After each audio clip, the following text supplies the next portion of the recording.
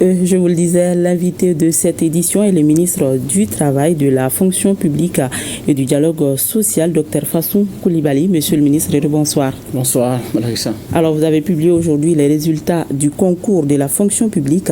Quel est l'effectif qui a concouru? Merci, Mme Ouattara. Je suis là ce soir, comme vous venez de le dire, pour informer l'opinion publique de la fin du processus d'organisation des concours directs de recrutement de la fonction publique, exercice 2024. Nous avons effectivement fini les travaux et les résultats ont été publiés ce soir vers 18h30 au centre des concours de la fonction publique au quartier du Fleuve. Pour 58 075 candidats qui ont postulé au concours de cette année, nous avons 746 admis sur 773 postes à pourvoir. Donc voilà un peu les résultats qui ont été obtenus ce soir. Et vous vous rendrez compte qu'en faisant le différentiel, qu'il y a au moins 27 postes qui n'ont pas été pourvus. Et pour continuer dans le même registre, nous avons, à la suite de la vérification des diplômes, nous avons eu 11 faux diplômes qui seront transmis effectivement aux autorités judiciaires pour engager des poursuites contre les intéressés, comme nous l'avons fait pour le concours passé. Et sur les 746 admis, nous avons 414 hommes contre 332 femmes. Donc c'est pour dire que les femmes aussi continuent aujourd'hui effectivement à occuper leur place dans le concours de la fonction publique. D'accord. Et un concours propre, on peut dire. Et quelles sont les dispositions prises en amont pour assurer justement la fiabilité et éviter les fraudes? Merci bien, Mme Ouattara. La transparence du concours de la fonction publique est de mise. Nous l'avons dit depuis les derniers concours qui ont été annulés, qui ont été réorganisés.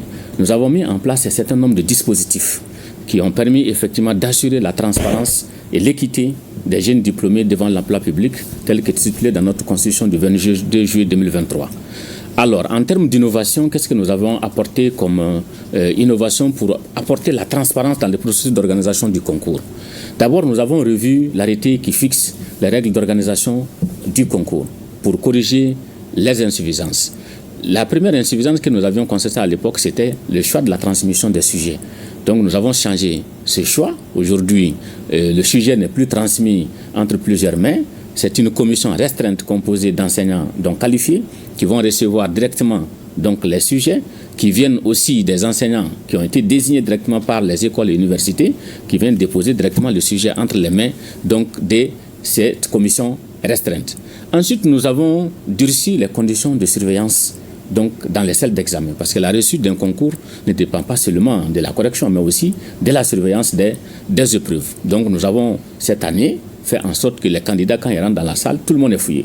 Tout le monde est fouillé pour assurer effectivement la transparence également du dispositif à ce niveau.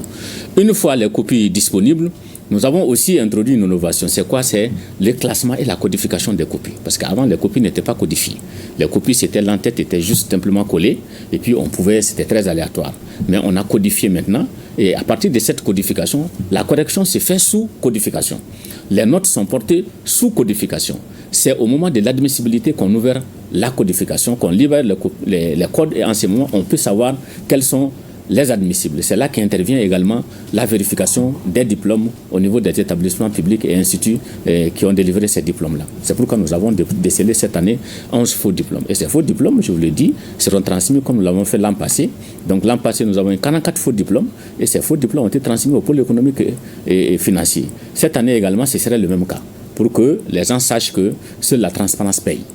Donc ça, c'est les innovations que nous avons introduites, mais ce n'est pas fini, parce qu'une fois que le résultat est disponible, et il y a la possibilité de réclamer. Les candidats ont la possibilité de réclamer les notes, ils ont la possibilité de réclamer les copies par voie d'ici. Donc voilà un ensemble de processus qui permet à n'importe qui de savoir que le processus donc, est transparent. Ce n'est pas fini, parce qu'il y a une innovation. Cette innovation, c'est quoi? Vous allez constater que les résultats sont affichés avec les moyennes. Donc ça ne se faisait pas. Donc nous affichons les résultats avec les moyennes devant les noms. Donc vous savez combien vous avez eu comme moyenne. Donc en ce moment, il est plus facile de savoir si vous devez passer ou vous ne devez pas passer en fonction du rang que vous avez occupé dans la liste des admis. Donc voilà un peu un ensemble d'innovations que nous avons introduit pour assurer la transparence donc, des concours. Et un concours, c'est vraiment des ressources humaines de qualité que nous recherchons. Aucun pays ne peut se développer sans des ressources humaines de qualité. Donc, aujourd'hui, nous sommes vraiment dans la transparence et l'équité. Et pour terminer, quel appel avez-vous à lancer? Merci madame. L'appel que nous lançons, je crois que je l'avais dit dans Malikoura Tassira il n'y a pas longtemps, c'est qu'il ne faut plus que les jeunes diplômés aient peur de participer au concours de la fonction publique. Parce que c'était le cas. Les gens disaient les dés sont pipés à l'avance. Ce n'est plus le cas. Les dés ne sont plus pipés à l'avance. C'est transparent tel que je viens de l'expliquer. Chacun peut accéder à ses notes. Chacun peut vérifier ses copies s'il le souhaite. Donc aujourd'hui, le processus est transparent. Et je pense que le concours passé, dont les résultats viennent d'être publiés ce soir, nous donne la preuve que le processus du concours est transparent. Donc j'invite les jeunes diplômés et leurs parents à faire confiance au processus du concours de la fonction publique et à ne plus avoir peur de faire ce concours-là.